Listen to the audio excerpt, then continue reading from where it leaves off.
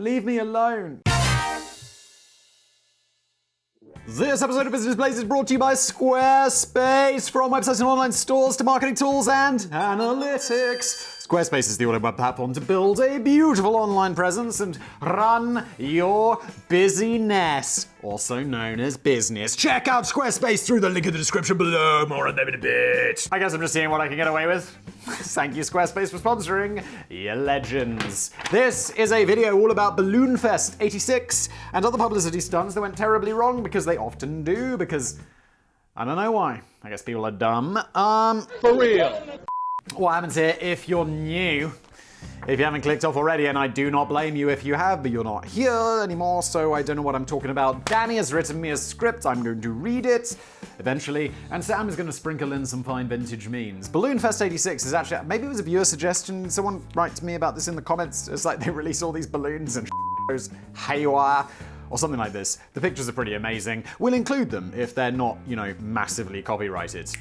Let's do it. An Arabian racehorse by the name of Windbolt happily trots around a glorious sun-baked pasture in Medina County, Ohio, and quietly reflects on how fortunate he feels to live a reasonably safe distance from the notorious city of Cleveland. I don't know anything about Cleveland. I didn't even know it was notorious. It's obviously not that notorious. And what's it notorious for?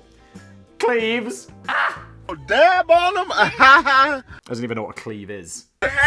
Yeah. Growing up in Rotherham myself, I know what it's like to live in a place deemed by others to be the arse of the world. And it sounds as if Cleveland has suffered similar bad press over the years, attracting derogatory nicknames such as the Mistake on the Lake and Thieveland. Savage. Maybe it's because the struggling Rust Belt city has such a tragic sports history. Maybe it's because of the city's river has an unpronounceable name. Cuyahoga? Cuyahoga? Kaya, no one cares, except all the people in Cleveland who are now massively triggered. What up, homies? Was once so polluted that it caught fire 13 times between 1868 and 1969. Holy sh**. Maybe it's because it sounds like they should just light it on fire to clean up all that pollution. Maybe it's because the mayor once set his hair on fire twice while trying to cut a ribbon with a blowtorch, while the wife of... This sounds like Florida or something. While the wife of the same mayor once turned down a dinner invitation to the White House because it clashed with a bowling night. I don't know. It's kind of a bit of a legend, really, because going to the White House, it sounds cool, but it also definitely sounds like I'm going to have to behave myself and work. Whereas bowling night, it's like I'm going to throw back a few beers with my friends and trying to knock down some pins. Maybe I belong in Cleveland. Do I belong in Cleveland? I always thought Florida would be my natural place, but maybe it's Cleveland. In truth, I suspect, or Rotherham, of course, potentially Rotherham. In truth, I suspect Cleveland has just served time as the go-to joke for comedy routines without much justification. Legend has it that this all started in the 1960s and 70s with the TV show Rowan and Martin's Laugh-In. And they were warned by the network to cut down on Polish jokes, and so one of the writers, himself a Cleveland native, just substituted Cleveland for Poland in all the scripts, carelessly whipping up a new trend for mockery of his home city along the way. Because that takes it from kind of like vague racism to self-deprecating humor. And I mean, if we know one thing, it's like people definitely prefer self-deprecating people to racists. It's like very easy to swap that out, and suddenly it's okay and better and everyone likes you. Racists, you should learn something from this. Just become self-deprecating. Be like, yeah, I hate the Jews. Black people suck. Two, you know what really sucks? White supremacy. I'm just like, and white people. We're kind of pieces of aren't we?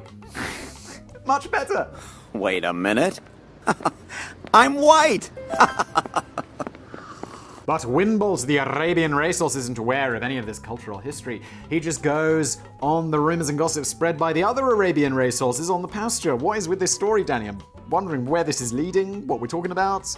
Who is Windbolt? And as he tilts his head up to the sky one fine afternoon in 1986, he spots something on the horizon. Chernobyl. There's a balloon-shaped storm heading this way, and it's coming from the direction of those circus clowns in Cleveland. The United Way of Cleveland is a non-profit organization which provides aid to charities throughout the community, and they'd come up with a cunning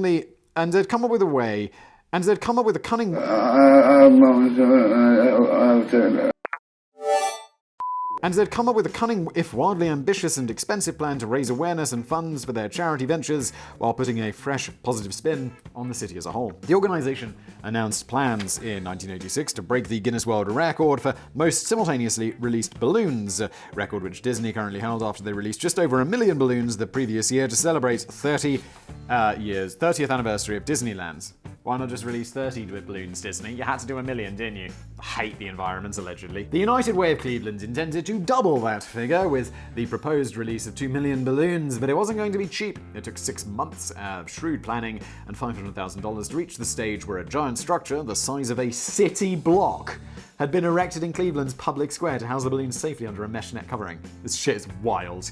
2,500 volunteers worked around the clock to fill the small balloons with helium before release, as a local media circus swarmed into the town to cover the event. Cleveland was most definitely buzzing with excitement. A local radio DJ declared live on air that there is no mistake on the lake anymore. Oh boy, are you in for a surprise? Did I just shout so loudly that cup fell off Peter's head? Holy shit. That's slightly terrifying. Tales from the crypt. Meanwhile, Trep Heining, the dude in charge of the launch, announced on the local TV news, Cleveland, it's your time. It's time to say yes! It's time to say it's a happening city! We're on the move.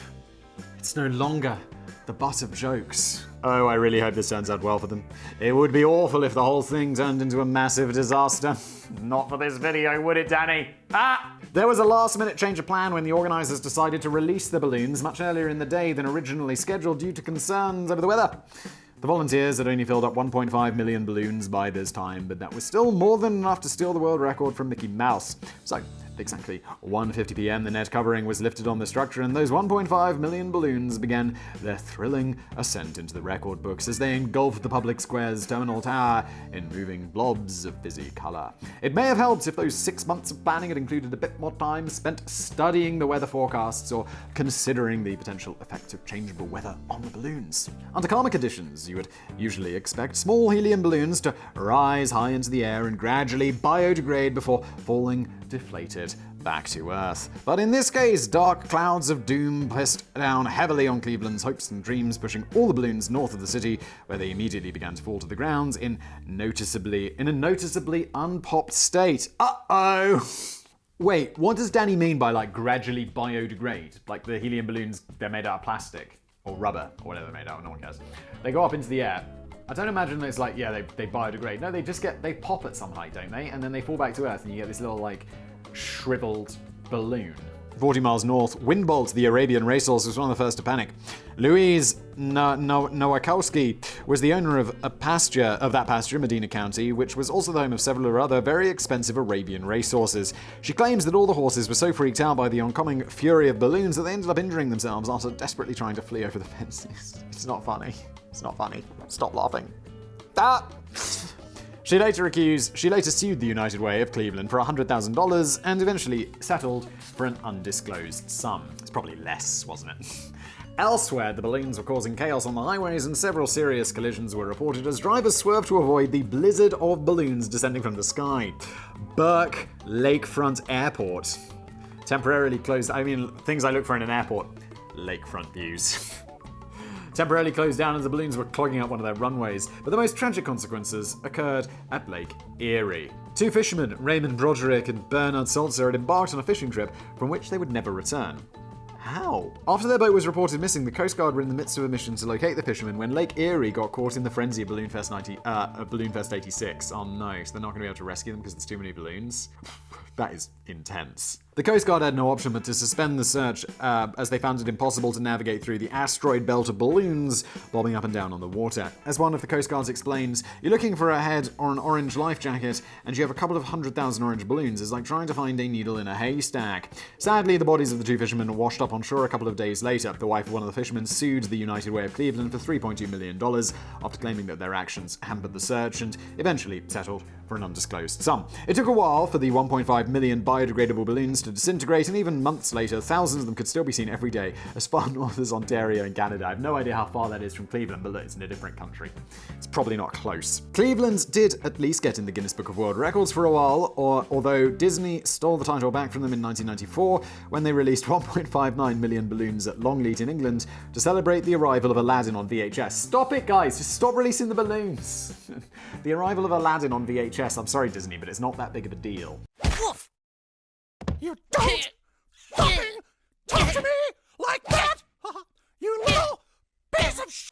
This category was later axed by Guinness over safety concerns. Good on you, Guinness. Considering the tragic loss of life, the injured Arabian racehorses, and the sheer amount of money blown on putting together the spectacle and dealing with the subsequent cleanup and lawsuits, Balloonfest 86 didn't turn out to be the wisest of moves for a non-profit organization. It certainly failed to curb the crushing comedy cussing of Cleveland. Yes, Cleveland, the only reason I've really heard of you now is because of Balloonfest 86. I literally know nothing else about you, other than the name of that river, which is unpronounceable. Surely they could have come up with an equally wacky publicity stunt, which might have generated awareness and credibility without turning into such a show. I mean, how hard can it really be? Definitely harder than setting up your perfect website with Squarespace, though. Oh, and that's who today's sponsor is. If you couldn't guess, you probably did. Look, I don't know about you guys, but I've been trapped inside for way too long. Can't go to the pub. Can't go to restaurants, can't go on holiday. What else am I going to do but consider new projects? Maybe those projects involve a website. Oh my, have I done that before? I've made shops, Rotting Turtle, I've made personal websites, Squarespace is where it's at. It's very easy. And look, if you've been trapped inside as well and you're thinking, oh, I've got this great new idea, you know, when the world opens up, or even before, because you could definitely do an online business. I mean, why would you do a business in the real world? It's much more complicated. So just do it online. Sit in your underwear. Make that website or shop online with Squarespace. It's super easy. Let's make sure that I actually do hit some of the talking points rather than just, because they say, make sure you mention your personal experience. I do that, but sometimes it's at the hazard of missing things that I actually do have to talk about. Okay, so Squarespace basically works on a template system. So you log into Squarespace, or you sign up to Squarespace, you log into Squarespace, and then it's like, hey, what do you want your website to look like, man? And they're like, we got all these options. Which one do you want? Which one do you want? And you're like, okay, wow, I'll choose that one because it looks awesome. Then you load that one up, you change all the text out, you add some images, boom, lots of customization options. Or you could just be like, I like starting from scratch. Squarespace be like, brave man, go for it. And I have to say, I haven't started from scratch. I mean, I've customized pages pretty heavily, which I feel is like almost starting from scratch, but I can't say I've honestly started from scratch because lazy. And yeah, you can start from scratch and make it exactly how you want if you have design skills. Mine would end up looking terrible. I'd just use a template. Just use a template, all right? There's also member areas. I don't know what I'd use that for, but I mean, okay, they've got an example. Connect with your audience and generate revenue through gated members-only content. It's actually not a bad idea. I should have extra private Squarespace hosted business. Everyone's gonna be like, Simon, just publish the damn business, please. I'll be like, first of all, give me $1 million. Manage your members, send emails, email campaigns as well. That's fantastic. Collect donations. Raising money for charity. Balloonfest 86. Social sharing, analytics, blogging tools. It's all there with Squarespace. What do you need to do? Oh, well, there's a link below. Or you can just go to squarespace.com/blaze and you'll get 10% off of your first purchase. Like a legend. And let's get back to it. A town called Crush. Is this the one where they slam two trains into each other? This is epic. Why is this a terrible publicity stunt? I know that the damage went everywhere, but it's so cool. We probably have a bloke called Herostratus to blame for inventing the wacky publicity stunt. I know this story because I've made a video about Herostratus elsewhere. Maybe several times because I've made thousands of videos. Back into the 356, 365, I've got the number disease. Sam's told me about this because Sam, the video editor, Sam, if you don't want me telling people that you have the numbers disease, I know it's not called the numbers disease, it's called like numerexia or something, but you can just cut this out if you don't like it, Sam. No, I don't think I will. But I think I also have it, because I read the numbers and I always get it wrong. If people are like, Simon, does it sound very likely that Stalin was meeting with Churchill in 1842? Does it, Simon? And I'm like, no, I obviously meant 1942. It even says 1942 on the screen. Leave me alone. The Greek arsonist decided that he wanted to have his name live on forever, but instead of doing anything faintly productive like writing a book or inventing the stapler, he just settled on gaining eternal fame by burning down the Temple of Artemis at Ephesus, one of the 7 wonders of the ancient world. Like a dickhead. Initially, it looked as if his fiendish scheme hadn't really worked. The temple was later rebuilt. Herostratus was executed after being found guilty of first-degree arson. Holy and a new law was introduced which forbade any mention of his name under penalty of death. But here we are mentioning his name. The name Herostratus ultimately outlived the names of the judges who passed that law, even if he's largely famous for just being a bit of an attention-seeking dickhead. One of the earliest examples of a wacky commercial publicity stunt kicked off much later in 1896 when the Missouri-Kansas-Texas Railroad, often referred to as just Katy after its stock market abbreviation of KT, fascinating, was seeking to drum up more passenger ticket sales and freight shipments. They hired respectable marketing guy, William Crush, to come up with something clever that would generate attention for the railroad. And after giving it some deep thought, William eventually came up with the idea of hosting a fabulous free event in the middle of nowhere, which would climax with the staging of 2 trains crashing right into each other at high speed. Epic. Also, if I was running a train company, I'd be like, that's probably not what I want to show happening to my trains. I want to show how safe they are and how they don't run into each other. Ever. I'll admit this sounds a bit weird when you say it out loud. If I was a potential customer and hadn't quite got on board with the concept of rail travel, I'm not sure how I'd be persuaded to snap up a super saver season ticket after witnessing the carnage of a massive train wreck. But William felt that the event would appeal to the morbid side of human nature. He's absolutely right about that. Besides, the company was currently in the process of upgrading its 30-ton steam locomotives to shiny new 60-ton models, so this would be an effective way of getting rid of some old stock. Of course, the whole thing would be completely and utterly safe, William had found. I get the feeling that it's not going to be. William had found a nice deserted spot 14 miles north of Waco, which he temporarily christened the town of Crush. 33 excursion trains were put on all around Texas to ferry spectators to the remote event for the bargain fare of just $2. Can you imagine if you accidentally got on one of those trains that was going to crash into each other? You'd be like, whoops. Wait, is that what's going to happen? It's not what's going to happen, but that would be insane. A separate 4-mile segment of track, good, separate, had been built for the Stunts trains so that there was no risk of them actually ending up anywhere near the main line.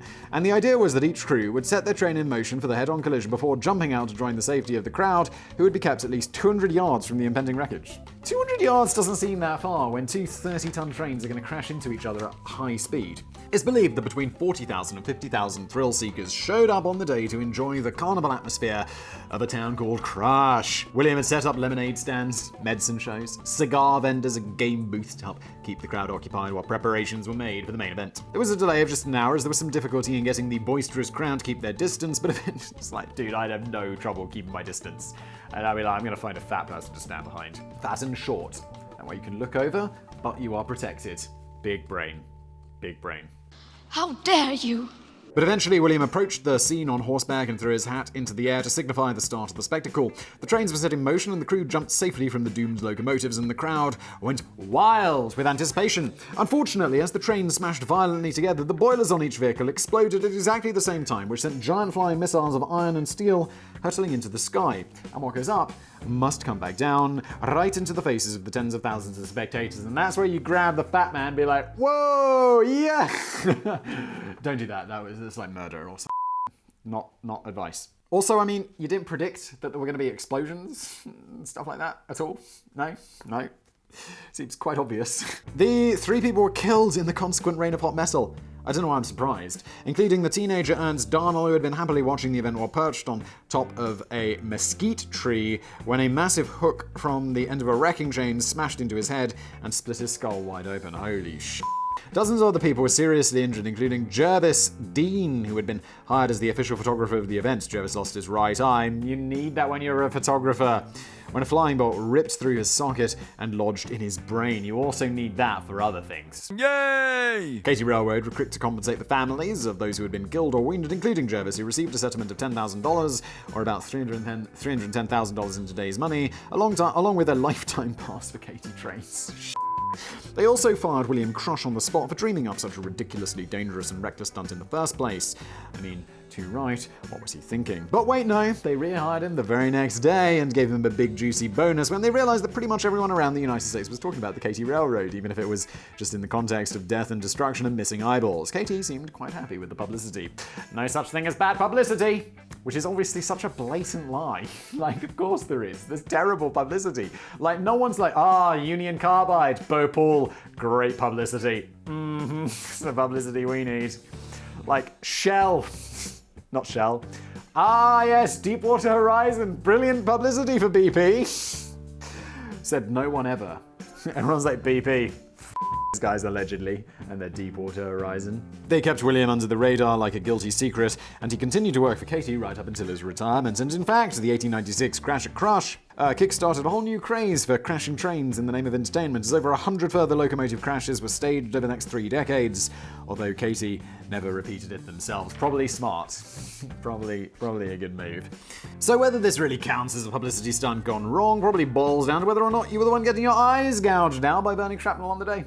Yes, a stark climax. A bored father feels slightly relieved as the closing credits of Iron Man 3 finally scroll up on the cinema screen. His young son Bobby had been itching to see the new movie for weeks, and so David had found the time to take him to a screening at Goodrich Capitol 8 Theater in Jefferson City, Missouri. But Dad had found it to be dull and long-winded. He doesn't really care for these silly, far-fetched superhero movies for kids. He'd much rather watch something a bit more grown-up and sophisticated. I don't want to read it, but Danny wrote it, so I will.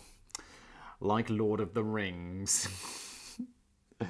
Look, I don't know if I've seen Iron Man 3. I did quite enjoy Iron Man.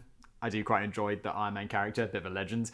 But I'd rather watch Iron Man 3 for the third time than watch any Lord of the Rings.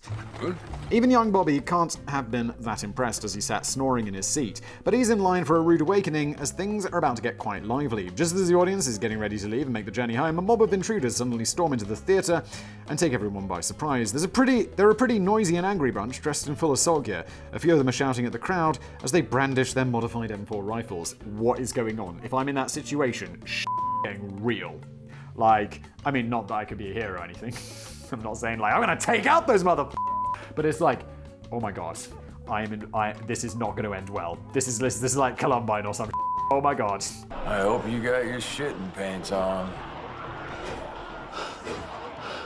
What? Bobby's dad sinks back into his seat, frozen in horror, and closes his eyes. It's been less than a year since... This was after the Aurora shootings? I'm assuming this is a publicity stunt and rather a terrorist attack that I haven't heard of because I've not heard of it. This was after Aurora? Are you insane? In which 12 people were killed and dozens more were seriously injured. Movie theaters have felt laterally a little bit more on edge since then, and Bobby's dad is terrified at what appears to be unfolding around him. He also can't believe that the last movie he was ever destined to watch was Iron Man 3, a bucket of horse If you were in the audience and took the time to gather your thoughts and composure, you might have noticed that a couple are fairly reassuring things about the assault mob. For example, one of them is Iron Man, another is Nick Fury, and one of them is a little kid dressed up as some kind of Captain America Jr., and some of the others look like they're meant to be from the fictional government security agency S.H.I.E.L.D. Yeah, but it's also dark in the movie theater, and the first thing I see someone with a gun, I'm like, and then I see they're a police officer, and I'm like, okay, it's okay. But less than a year after Aurora, are you actually mental? Yeah, this was just meant to be a bit of cosplay entertainment, which the Goodrich Capitol 8 Theatre had organised as a slice of harmless fun to round off the night. They'd pulled similar tricks in the past and hired actors to dress up as characters from the film that they'd just been screened, but usually without so many alarming consequences. The problem with this particular theatre storming wasn't just the terrible timing, it was the fact that it took a while for the audience to realise what was going on. A few of the actors may have been dressed up as recognisable comic characters, but some of them just looked like fairly ordinary citizens waving guns about, and it wasn't immediately clear that the weapons were fake. So it wasn't too surprising that some of the audience dialed 911 in panic, prompting a rapid response from local police, who were far from impressed with what they realised was just a few cosplayers pissing about.